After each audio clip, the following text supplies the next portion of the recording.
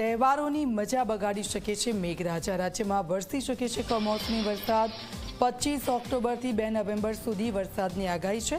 હવામાન નિષ્ણાત પરેશ ગોસ્વામીએ આગાહી કરી છે।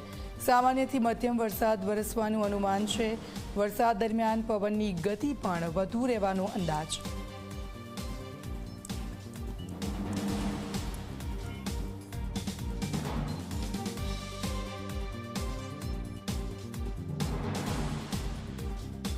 જે આઉટર ક્લાઉડ હોય છે એ સંપૂર્ણપણે ગુજરાત ઉપરથી પસાર થવાના છે, જેને કારણે 25 ઓક્ટોબર 2025 થી લઈ અને 2 નવેમ્બર 2025 સુધી એટલે કે 7 દિવસ સુધી ગુજરાતની અંદર અલગ અલગ વિસ્તારોમાં માવઠાના વરસાદની શક્યતાઓ છે। જો કે આ માવઠાના વરસાદ હશે એમાં વરસાદની સાથોસાથ પવનની ઝડપ પણ નોર્મલ કરતા વધુ જોવા મળે તેવું એક અનુમાન છે। આ માવઠાની અસરને કારણે 25 તારીખથી દક્ષિણ ગુજરાતના જે વલસાડ, નવસારી અને વાપી જેવા વિસ્તારો છે ત્યાંથી માવઠાના વરસાદની શરૂઆત થઈ જશે।